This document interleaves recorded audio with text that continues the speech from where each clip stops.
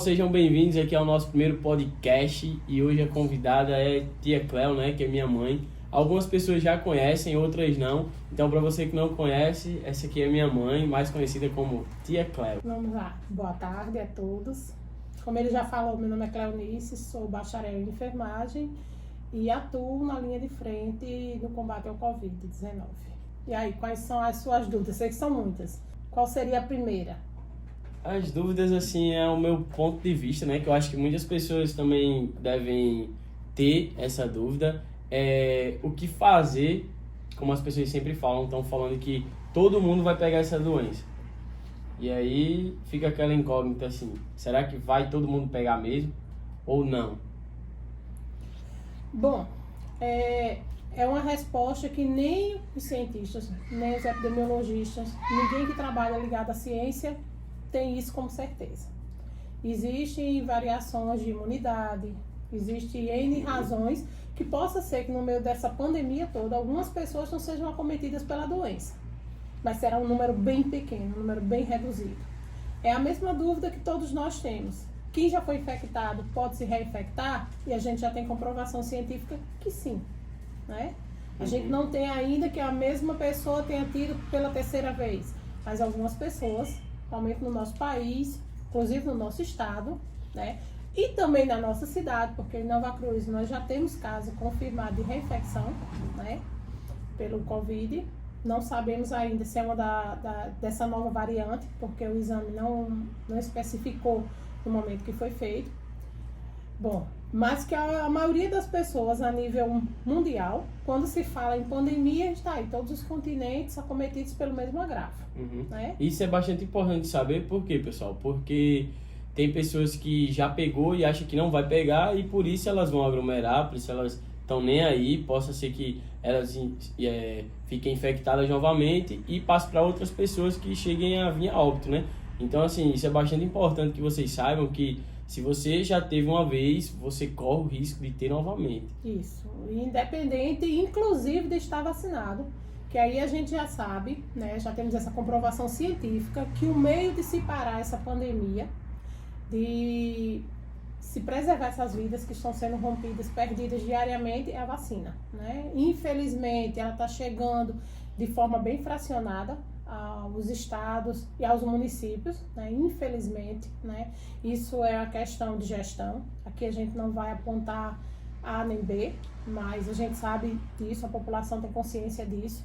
Enquanto que os Estados Unidos tinham vacinado em 2 dias, o Brasil, o mesmo quantitativo de pessoas, o Brasil tinha vacinado desde o início da vacinação. Né? Então, é uma discrepância enorme. Né? Então, a gente está aí vacinando pessoas idosas de 75 a 79 anos. É um grupo enorme de pessoas e eu acredito que deve estar concluindo em alguns estados essa vacinação. Mas aí a pergunta que não quer calar, eu vacinado, eu posso me contaminar, me infectar pelo Covid-19? Sim. Primeiro, que para que essa vacina tenha eficácia no organismo, eu preciso tomar as 2 doses e esperar 14 dias após a segunda. Então foi isso que passou no jornal esses dias, a gente viu uma notícia de quê? De uma pessoa que tinha tomado a vacina e mesmo assim ela tinha se infectado. Isso. Aí as pessoas e aí já ficaram aglomerando, generalizando, dizendo que a vacina não servia e tudo mais. Mas é importante saber que tem todo um processo, né? Tem todo um processo para que ela venha fazer efeito no organismo, né? Isso. Que é isso que ela vai explicar para vocês. Que é a absorção que ela se dá, isso não só com a vacina do Covid. Toda e qualquer vacina, ela não tem um efeito imediato. Então, quando nós pedimos, mantenha seu filho com o esquema vacinal completo, faça as vacinas da fase de adolescência, da fase adulta, mantenha isso, tudo bonitinho lá no cartão, tudo registrado, porque de repente você pode ser acometido a um acidente e não está vacinado, não está imune. E a gente tem isso, mudando um pouquinho de assunto, com a do tétano. As pessoas acham que só precisam tomar após a exposição. E não é bem assim. Então, com a do Covid, ela não é diferente. E nós temos aí a Butantan, né, que tem a primeira dose, se espera entre 21 dias a 28 para fazer a segunda dose, e só após 14 dias a gente vai ter aí um início de uma certeza, uma esperança maior de que essa pessoa esteja imune. A Oxford, você toma a primeira dose, após 12 semanas é que vai tomar a segunda. Então, existe um prazo maior que essa pessoa possa vir a se reinfectar. Isso é verdade, Né? E o que é que se pode fazer aí, para evitar esse aumento desses números de casos? Se tem aí o maior número de pessoas vacinadas, que é o que a gente chama vacinação de rebanho. É quando eu tenho 75% da população de um determinado país vacinado, né? Ou de uma determinada cidade. Mas, infelizmente, a gente está longe de chegar a esse número. Infelizmente, né? Esse número ainda tá, vamos dizer assim, em forma de sonho. A gente acredita, tem esperança de que vai chegar, mas ainda sonhando um pouquinho mais adiante. Né? Com relação à vacina, é isso. Eu estou vacinada, eu tenho as 2 doses, eu adquiri uma certa imunidade. Se eu fizer o meu exame de sorologia, que aí é aquele que apresenta, né, o IgG e o IgM. E o que é isso? São os 2 marcadores, o IgM de se eu estou naquele momento infectado e o IgG se eu já tive e adquiri imunidade, anticorpos. Isso gerou bastante, assim, como é que eu posso falar, incertezas e dúvidas das pessoas logo no início da pandemia, que eu lembro bastante, que era que as pessoas faziam os exames aqui, faziam o exame em outro canto e um dava de um jeito, outro dava de outro. Pronto, é porque existe, Bruno, vamos dizer assim, 3 principais tipos de exames. E eles têm critérios e prazos diferenciados. Uhum. Então, bora lá. O primeiro exame para um diagnóstico de um COVID, que nós temos aí como um marcador quase praticamente sem falha de erro, o que a gente chama assim, ouro, é o suave, que é aquele que é feito com hastezinho, com espécie de cotonete, coletado pelo nariz, nas narinas. Quando se começou a pandemia, se fazia ele coleta de ambas as narinas e garganta. Hoje você faz apenas das narinas. Ele existe um prazo do 1º ao 7º dia de sintoma, sendo o dia melhor para coleta o 3º. Mas isso não quer dizer, se um paciente chega para mim hoje com 7 dias, apresentando todo um quadro típico de uma síndrome gripal, eu não possa coletar. Posso. A prioridade, o que a gente pede, é que isso ocorra no 3º dia. Mas se não for possível, isso pode ocorrer nos outros dias, contando que seja entre o 1º e o 7º dia de sintoma. Não é que eu tive contato com você testou positivo e eu tenho que contar a partir de hoje para realizar o exame, não. Eu tenho que ter apresentado sintomas. Certo. Esse aí é o suave, certo? Uhum. Coletamos nos municípios, mandamos para o laboratório central e o resultado, graças a Deus, está chegando em média de 24 a 48 horas. Temos a segunda opção, que foi o que chegou primeiro para a gente, que foram os testes rápidos.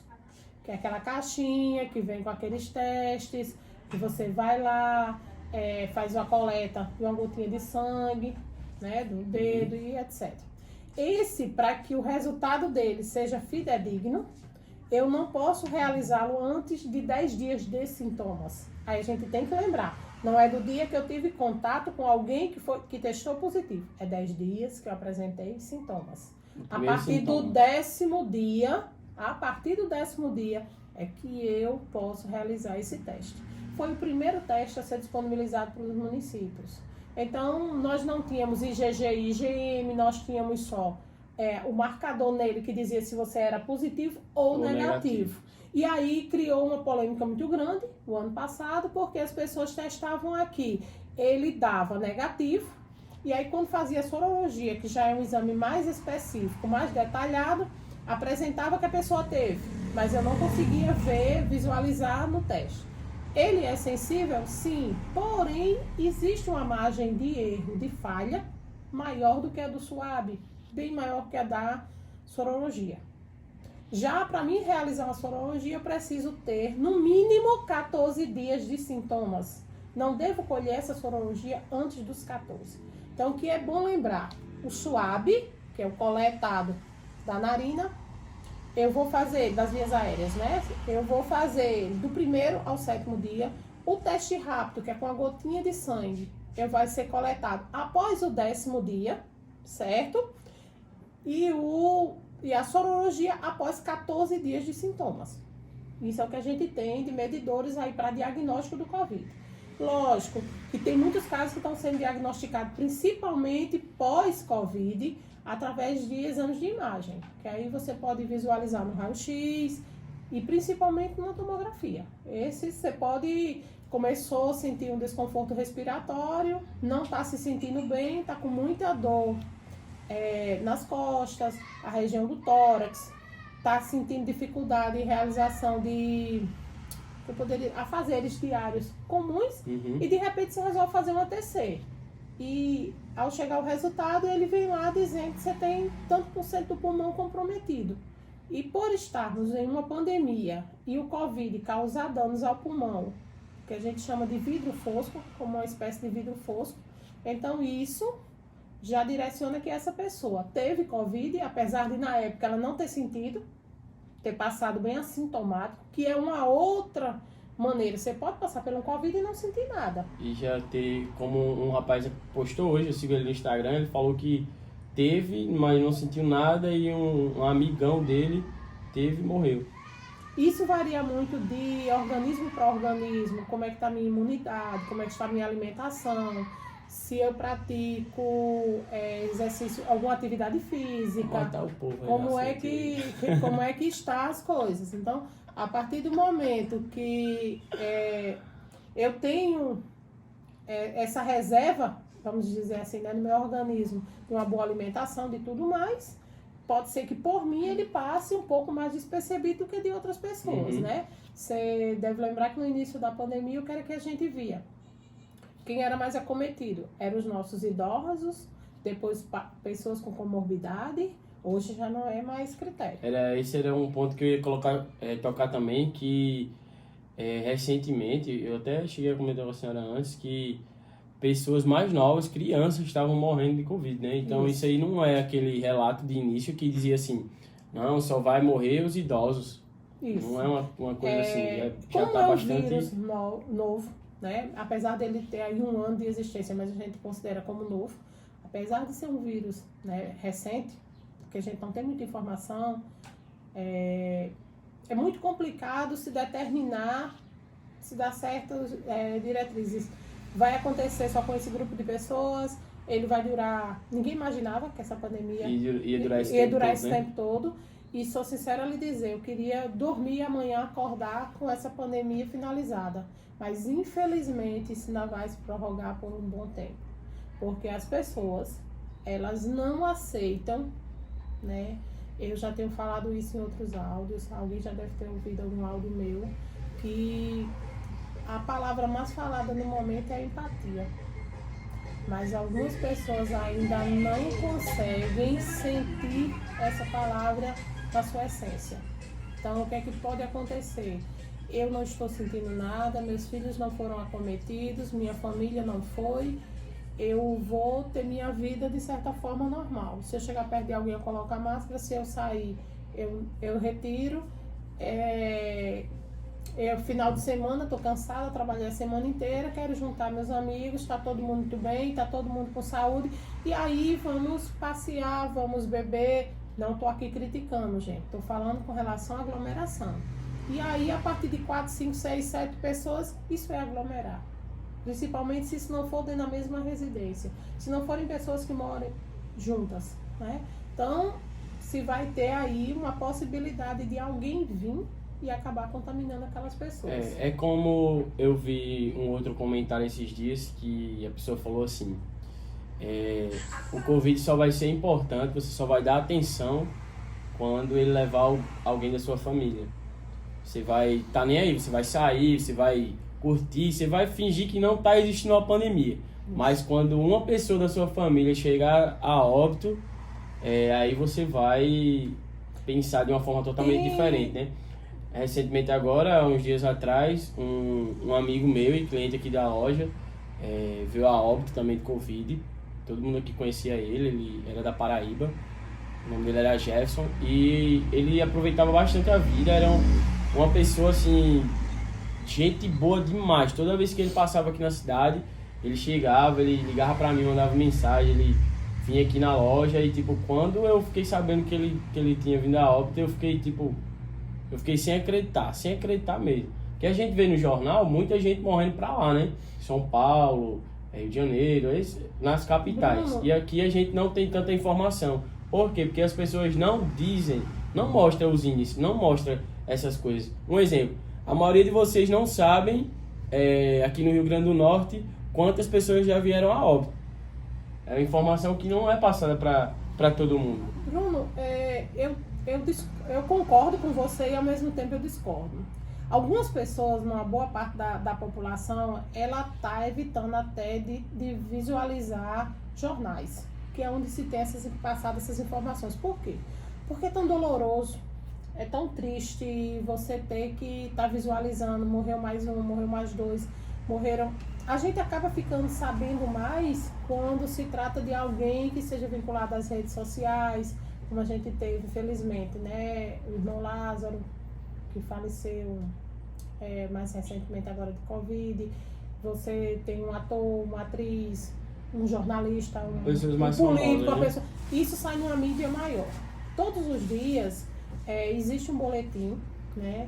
Emitido pela Secretaria Estadual de Saúde, assim como a gente tem um boletim emitido pelo município de Nova Cruz, que nesse boletim ele comprova, né? Lá, quantas pessoas acometidas pela doença, quantas curadas, quantos óbitos, quantos ainda isolados, que é outro problema seríssimo, gente. Seríssimo, seríssimo.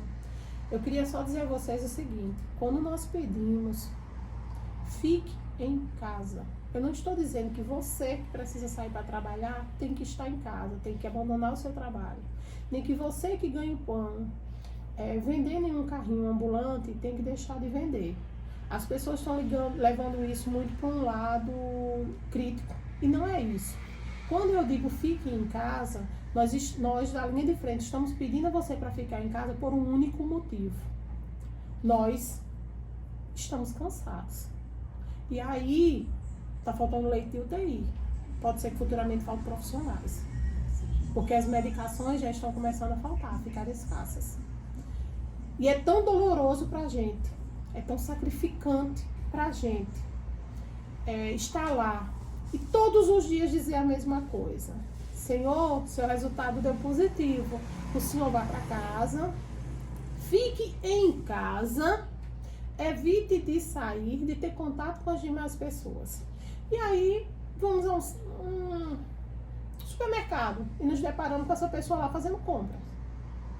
É antiético eu dizer para ele, o dono do estabelecimento, retire aquela pessoa que ele tem tal diagnóstico, eu não posso fazer isso. O mínimo que eu posso fazer é chegar para a pessoa e dizer: mas rapaz, você por aqui, você deixa... mas eu não tô bem, eu não tô sentindo nada não, eu tava precisando, quem era que vinha comprar? E lembrando que isso aconteceu na nossa cidade, porque eu já ouvi vários relatos sobre isso, pessoal. Esse relato e não foi só uma pessoa nem duas, foram várias que já sabe que tá, em vez de ficar em casa, com o rabo em casa, vai bater perna. Aí vai e passa para mais gente. E é isso que está acontecendo em outros locais, entendeu? Porque assim, para poder chegar no Brasil, como a doença não foi no Brasil, foi justamente por causa dessas coisas. Foram pegando lá, foram pegando em outro canto e foi até chegar no Brasil, né? Em meio à pandemia, nós tínhamos brasileiros que tinham pago cruzeiro aí e foram passear. Então, assim, é muito complicado, é muito complicado. Então, só voltando a esse fique em casa, né? As pessoas começam a dizer que o governo está dizendo que fica em casa porque ele não quer que aquela pessoa que tem um carrinho de cachorro quente ganhe dinheiro. Não é isso. É porque comprovado cientificamente, eu só tenho como evitar a transmissão da doença se eu evitar o contato com outras pessoas. Não existe outra maneira. Então, se eu não quero levar para as pessoas que eu amo, se eu não quero sobrecarregar e vê-las morrendo numa fila de espera, porque não é mais morrendo num leito de UTI, não, certo? É morrendo numa fila de espera. Ontem nós tínhamos 198 pessoas aguardando vaga para 8 vagas. Então aí, quantas pessoas desde o início da pandemia, esse ano, até hoje não morreram aguardando uma vaga de UTI? Várias, inclusive na nossa cidade. Né? Então, uma outra informação também, nossa, eu vi isso no jornal, eu fiquei tipo assim, meu Deus do céu. A mulher, mano, pelo que eu vi lá, né? Tia Cléo, né? Não vou chamar de mãe, Tia Cléo. Ela pagou 30 anos o seu... Como é que chama? Plano de saúde. O plano de saúde. 30 anos ela pagando o plano de saúde. Quando ela foi na clínica que testou positivo, ela tentou, pelo plano, um leite e ela não conseguiu. Ela morreu e não conseguiu. Não, ela conseguiu, né? Tipo, quando ela conseguiu, que chegou lá, ela veio a óbito. Mas por quê? Porque todo plano de saúde, ele trabalha com internações, vamos dizer, programadas. Ele tem um número X de leitos. Um plano de saúde A, ele vai ter lá disponível, vou botar na nossa capital, de Natal. Ele vai ter para Natal uma disponibilidade, vamos imaginar, de 100 leitos. Sendo que desses 100 leitos, 20 são de UTI. E aí, os primeiros 20 que chegarem, eles vão ocupar o leito da UTI, infelizmente. Você tem legalmente condição, né? Tem legalmente direito a esse leito? Tem. Você pagou? Pagou. Você é humano e precisa ser salvo? Sim. Mas eu vou fazer o quê? Tirar um outro paciente que está no leito? Mas não vou, porque não tem como construir hospitais, principalmente planos de saúde agora, numa pandemia dessa, hospitais para poder aumentar o número de leitos. O governo estadual, o governo federal, eles fizeram isso, que são os hospitais de campanha, para dar um apoio maior, para suprir a necessidade de quem? Daquelas pessoas que nunca pagaram o plano de saúde, o SUS, que acabou tendo que acolher também as pessoas que passaram a vida inteira pagando o plano de saúde e não tem o que fazer. Mas não aí, não, nesse caso aí, tipo, eu acho isso inadmissível. Como é que eu pago 30 anos de um negócio e quando eu preciso, eu morro precisando? Pandemia. Pandemia é o que se pode dizer, não existe regra, não existe receita de bolo. Mas pra onde foi meu dinheiro? Pra onde foi meu dinheiro que eu paguei 30 anos? Que isso é caro. Isso não é um negócio de comprar uma Coca-Cola, não. Tudo nessa época tudo tá caro. Tudo tá caro. A gente tira pelo preço de uma caixa de luva. Indispensável. Tá? O pessoal da linha de frente. Você comprava por 9, 10 reais. Chegou a 120. Uma caixa de luva. Luva descartável. E aí? Fica difícil para todo mundo. Então o que a gente tem a pedir é algo bem simples. Água e sabão nós temos em casa, um frasquinho com álcool no bolso. Evite de sair, só saia se for extremamente necessário.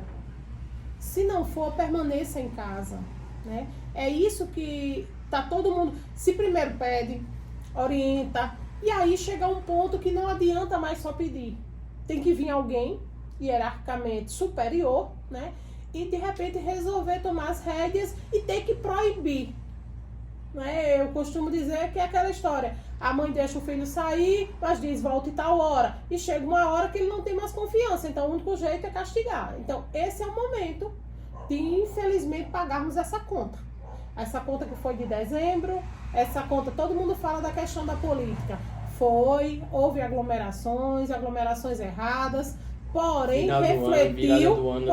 refletiu um pouco menos, não me perguntem a razão, que aí do final do ano para cá, que você vai ter em média aí um aumento quinzenal, sou infectada hoje, eu tenho em média de 14 dias ainda para estar disseminando isso aí, ou se for infectado amanhã tem mais 14 dias, e assim sucessivamente, e aí a gente constata que de dezembro para cá a coisa começou a piorar. Mas aí piorou por quê? Não foi pelas aglomerações? Piorou porque as pessoas aglomeraram, piorou porque a máscara passou a não ser mais uso obrigatório, passou porque a lavagem das mãos ficou um pouco mais de lado, baixamos a guarda, os números começaram a cair, então se imaginou que agora tava de boa. A tendência agora vai ser só a vacina chegar, se consegue, né, eliminar isso aí, então vai ser só benefícios. Eu não posso perder meu carnaval, que foi tão criticado, porque foi que o governo do estado, não estou aqui defendendo, gente, porque foi que o governo do estado não deu ponto facultativo para nos obrigar a estarmos nas repartições trabalhando já para não ir para as praias. Mas aí, para não aglomerar, porque não está adiantando só aglomerar. Eu sei que tem parte de família, veja a sua situação, questão do comércio. O que eles chamam de comércio essencial, será que vender salgado como ambulante? Será que vender água de coco, vender milho, seja lá o que for, não é um ganha-pão?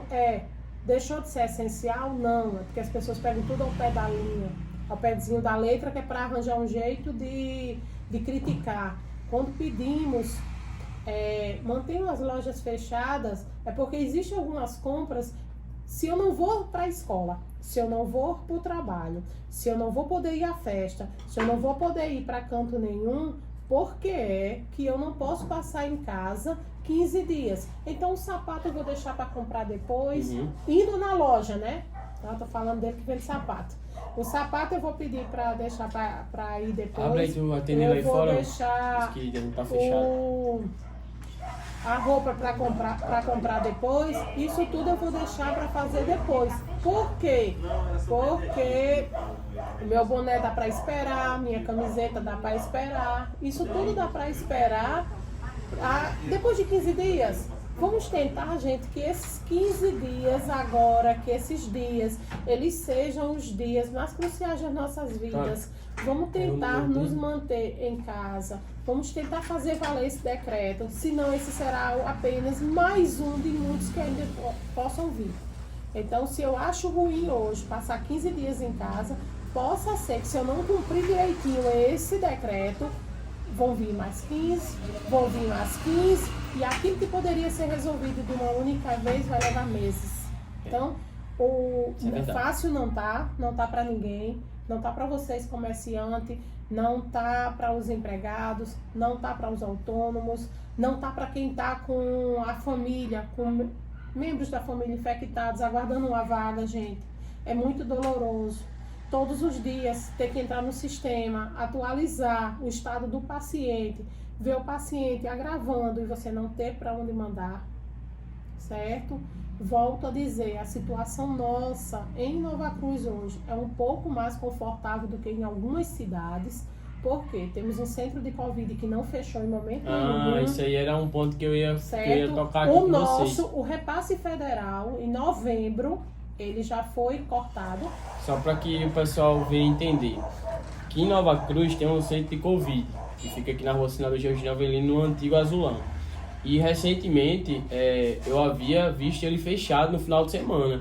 E eu fiquei assim, caramba, se a gente tá os casos aumentando, as pessoas morrendo, por que o centro de Covid tá fechado? Pronto. Foi uma pergunta minha que eu fiz para poder passar para outras pessoas que também queriam saber, né? Eu tava cortando o cabelo e o rapaz, aí ó, fechado.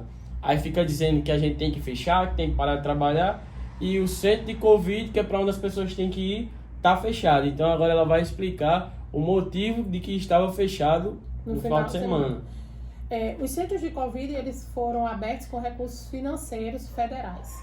Nova Cruz foi pioneira. Por quê? Porque já se tinha um projeto da Secretaria Municipal de Saúde, no ano passado, de abrir o centro de Covid sendo bancado totalmente pelo município, com enfermeiro, técnico e médico diariamente, além de recepcionista e ASG. Então isso já estava pronto, já era um projeto, já estava se faltando apenas a conclusão do local para ser instalado. E aí, para surpresa nossa, o governo federal dá o pontapé de lançar isso a nível de país. Como o projeto aqui estava tudo pronto, foi mais fácil. Foi bem mais fácil a implantação em parceria. Atenção Básica, junto com o secretário de saúde, montaram isso aí rapidinho, começou a funcionar. E o que acontece? Em outros municípios, né, em novembro, esse dinheiro já não vinha mais. O repasse de repasse de setembro, outubro e novembro, em novembro ainda não tinha chegado. Então, alguns municípios com a despesa de em média R$60 mil por mês, que é pago diária para cada profissional, não conseguiam manter, porque o governo federal não estava repassando. Então, eles foram e pararam, né?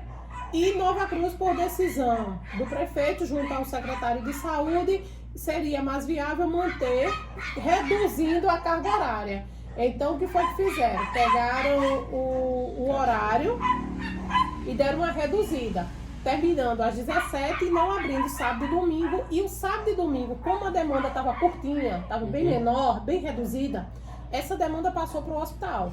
Então, o paciente que chegasse sábado e domingo, que precisasse do atendimento no centro de Covid, ele se direcionava ao hospital e o hospital daria total cobertura. E no período da noite, antes era até as 20 horas, ficaria só até as 17 e o hospital daria esse suporte. Por quê? Porque nós tínhamos 10 casos suspeitos na semana, tinha dias que aparecia 2, 3, aquela coisa bem diferente da nossa realidade inicial. Uhum. Com o aumento dos números, né, de casos, o que foi que a Secretaria de Saúde resolveu fazer? Expandir o centro de domingo a domingo. Então, hoje, de domingo a domingo, você vai ter atendimento direcionado ao centro de saúde, ao centro de Covid, desculpe.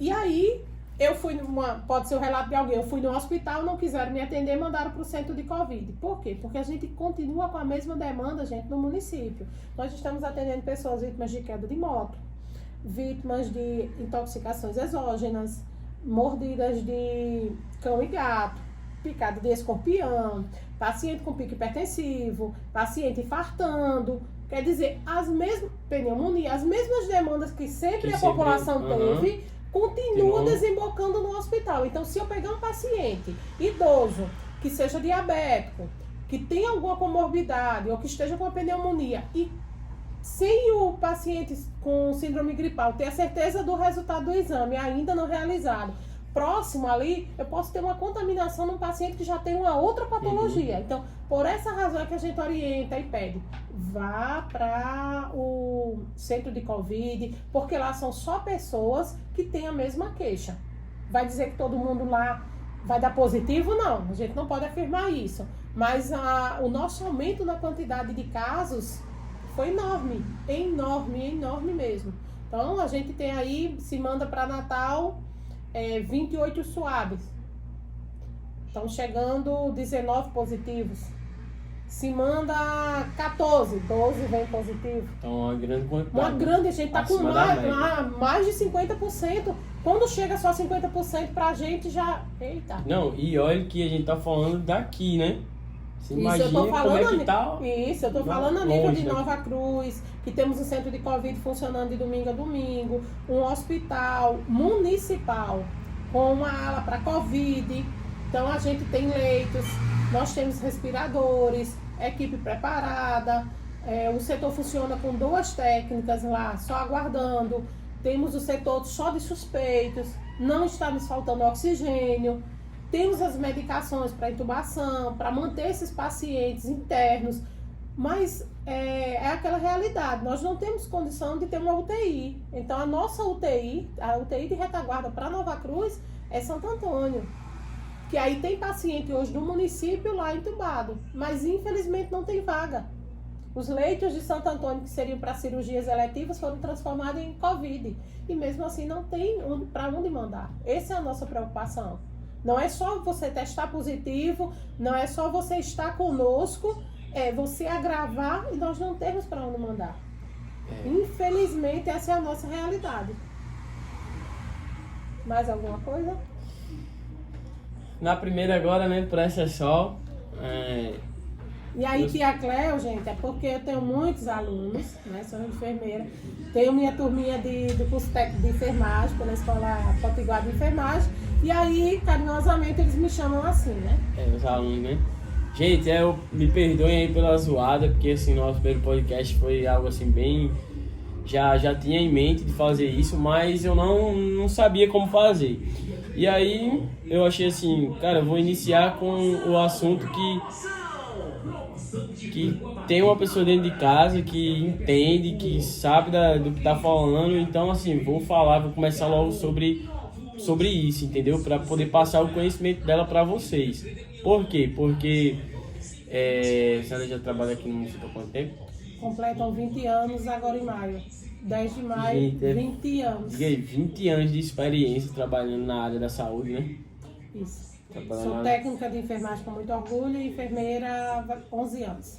Aí, ó, o que eu tô falando, né? Se ela fosse mais novinha um pouquinho, é que seria velha, né? Era pra ser médica, né?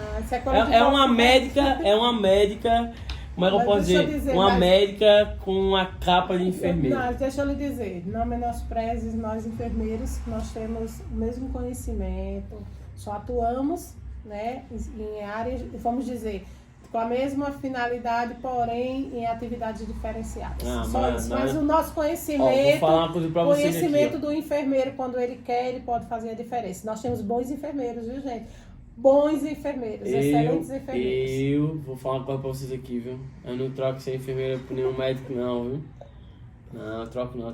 Leve Então, em conta pessoal, não, filho, é assim mesmo. Então, pessoal, é isso. Esse é o nosso primeiro podcast. Vamos encerrar por aqui. Os próximos que nós fomos desenvolvendo aqui, vamos melhorar algumas coisas, né? Como sempre, o primeiro sempre vai assim. E eu espero que vocês continuem por aqui. A gente vai trazer outras pessoas e falar sobre outros assuntos, abordar outras coisas. E é isso, né? Valeu!